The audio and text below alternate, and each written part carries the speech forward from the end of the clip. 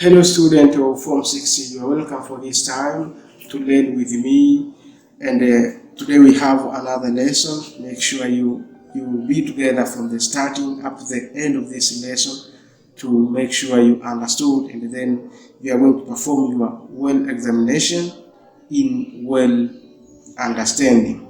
So be together for this lesson.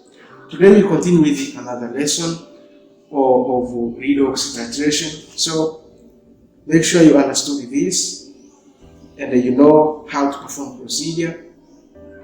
You understand how to balance reactions or chemical equations for this reaction, because for this redox titration I'm going to teach here, there is a different from other redox titrations. So welcome for this lesson. Use your time from the starting up to the end. You understand this lesson.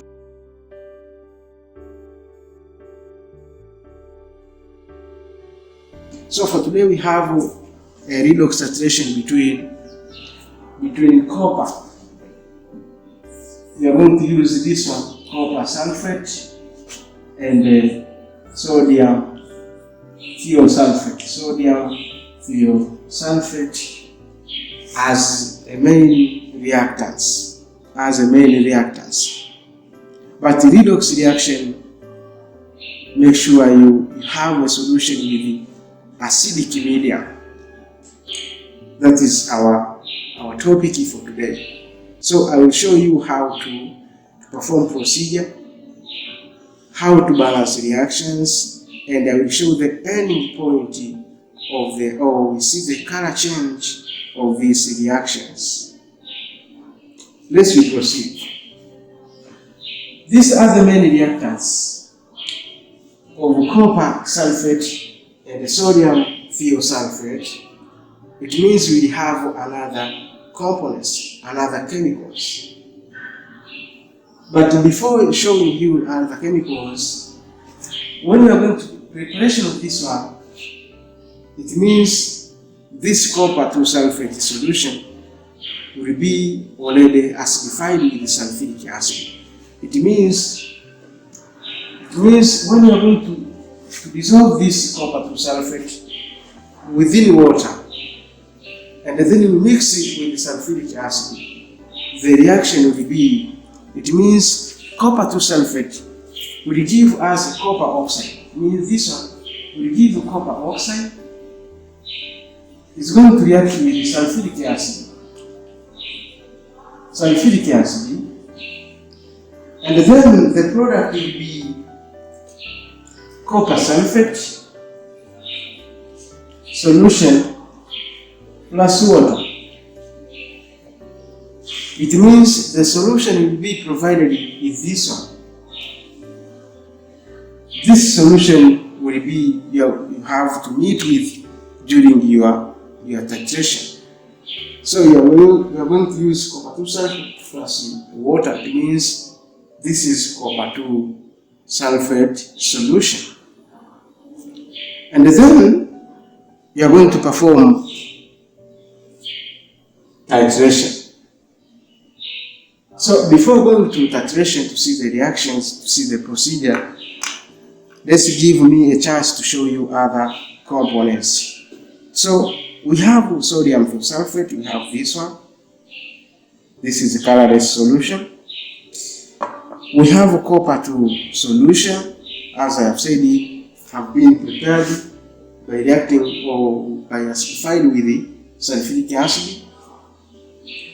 And we have potassium iodide as a component, and we have starch.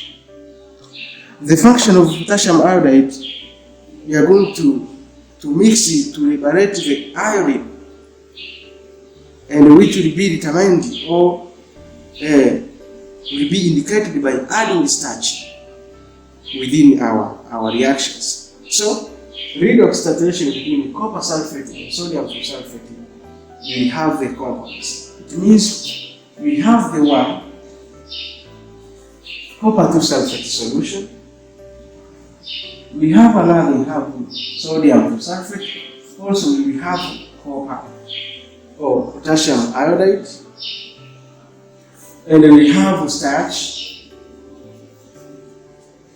That is a component. It means we have this one, we have this one, we have copper solution, and we have sodium thiosulphate. That is a component, so that is the main solutions or chemicals you will be provided in case of your examinations. So let's go to the procedure to see how one will be in a burette, which one will be in a conical flask, and how to mix it. You will see one step by one. So after having this one, copper sulphate, sodium thiosulphate, potassium iodide, and starch. In case of procedure, copper 2 sulphate will be in a burette, or copper 2 sulphate will be in a conical flask. Sodium thiosulphate will be in a burette. Then we fill a burette here. We fill a burette. Then we are going to fill this tip in order to be in a good measurement, accurate volume of a burette. So now I have filled the burette with the sodium thiosulphate.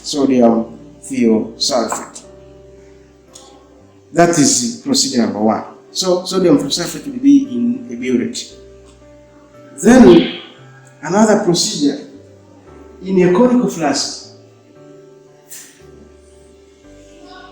In a conical flask, we are going to pipette copper 2 sulphate solution,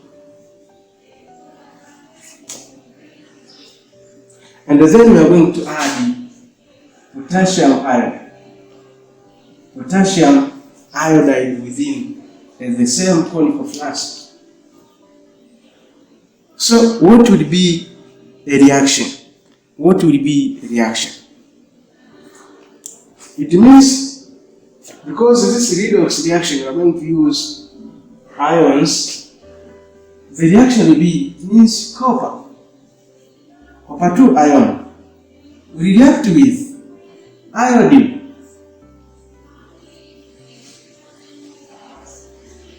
We give this one, copper 2 iodide plus iodide. There is liberated within that dissociation. When you balance here, it means here there is 4 ion. Copper here, there is 2 ion. So when you balance, there is this and then this one. There is 2, here there is 2, the 2, here there is 4. So almost are balanced. That is procedure number 2, and they give the reactions in a conical flask. Are we together? Do you have seen this one? Let's proceed with the another steps. So after filling a burette and then after putting, it means what will happen? We are going to pipette, or we can use a measuring cylinder to measure 25 of copper solution. Then we put the conical flask, and then within this one, we are going to add the potassium iodide.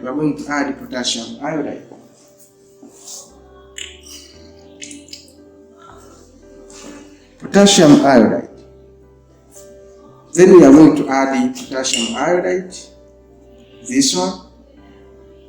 Then we put almost 20 mils.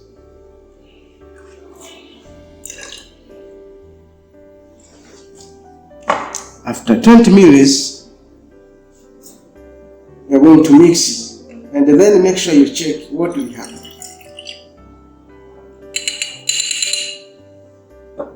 You see, there is copper 2 iodide. Before titration, make sure you live with this one at least 2 minutes. At least 2 minutes or 1 minute and a half. In order to be mixed or to produce this one. Make sure you shake, and then you will see our reaction. You see, as the time goes, there is a deep mixture. That is copper iodide. Then now we are going to perform titration to find another reaction. Make sure when you are going to perform titration, don't forget to add starch at near the ending point. It means you make sure you titrate up to light brown. Make sure there is pile, as it looks like there is no iodine, but it looks like there is a light iodine. I think you catch me how to perform this one. Make sure this is the iodine disappeared much, and then you have a chance to get it or to add starch. This will start with the titration.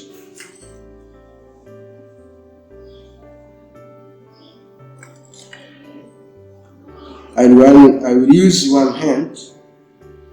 Then you see what the reaction will be.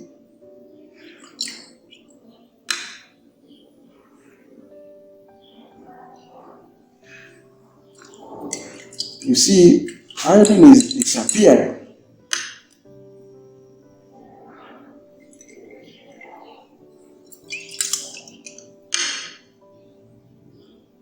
Make sure there is light brown. You see? There is light brown. There is light brown. Yes, this is light brown. Do you see? So now we have a chance of adding starch within the same solution. It means there is a liberated iodide. This one reacted with sulfuric acid, or reacted with the Sodiumthiosulphate. So what will happen? It means this one, another reaction. Thiosulphate will react with this one to give this one and the iodine, this one. So that's why we reach in pale brown or light brown. That is the first color change. So we are going to add this starch in order to determine or to see the presence of this iodine. Let's put the starch, and then we see what we are going to observe.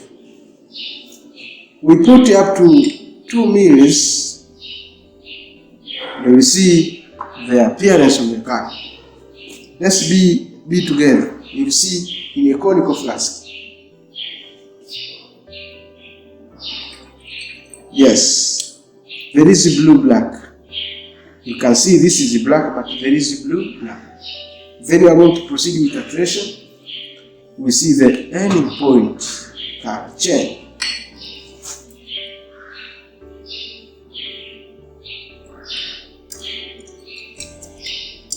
The ending color, you see, what will happen?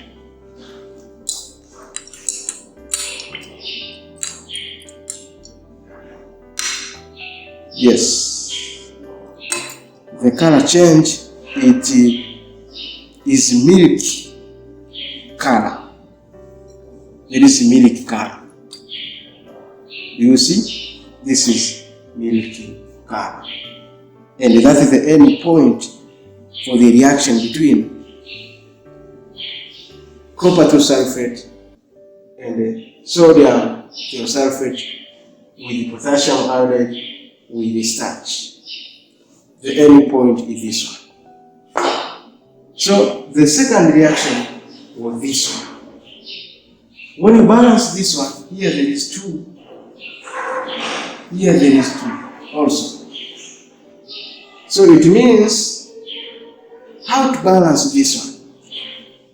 We experience there is addition of ions in other redox reactions. So, but now, within these reactions, there is no addition. You are going to make it simplification. You are going to simplify. How to simplify? You are going to simplify this one and this one. So here there is 2. So for 2, here there is 1. For 2, there is 2. And this one will be over or will cancel with this one. So what will be the end or the overall reaction? It means will be this one, will be copper 2 with, because after simplification, here they remain 2 and plus this one, thiosulphate,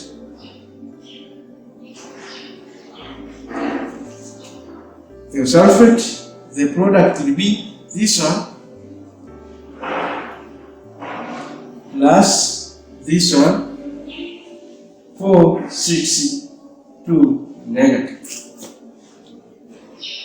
When you balance, our reaction is balanced. The molar ratio here is 2 and then comma ratio 2 or 1. When you simplify 2 by 2 is 1 ratio 1. That is balanced the chemical equation. That is the procedure you have to perform when you meet this question. Potassium or copper thiosulphate and sodium thiosulphate in the presence of potassium iodide and the starch in our reaction.